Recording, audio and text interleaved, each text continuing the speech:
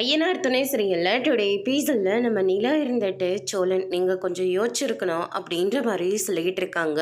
நான் யோசிக்கணுமாங்க, அவங்க தாங்க வாய் வார்த்தையை விட்டாக்க அது என் குடும்பம் எந்த சூழ்நிலையிலையும் என்னை கைவிடாதுன்னு நான் நினச்சிட்டு இருந்தேன்.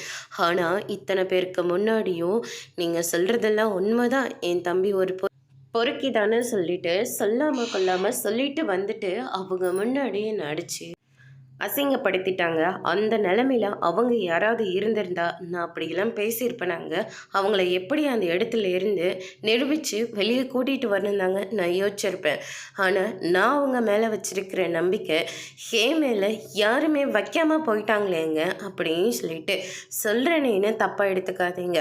உங்கள் கூட நான் வாழணும்னு ஆசைப்படுறது, அதுக்காக நான் போராடுறது, இப்படி எல்லா விஷயமும் வீட்டில் எல்லாருக்குமே தெரியும்.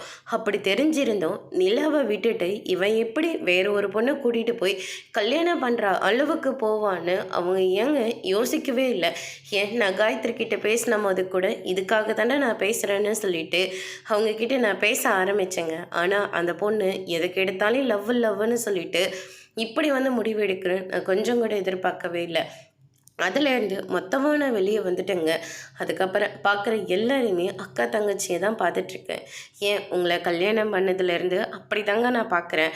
ஆனால் இவங்க யாருமே என்னை புரிஞ்சுக்கவே இல்லையே அப்படின்னு சொல்லிட்டு ரொம்பவே ஃபீல் பண்ணி பேசுகிறாங்க. அதோடு இன்னைக்கான பிரம்ம முடிச்சிருக்காங்க.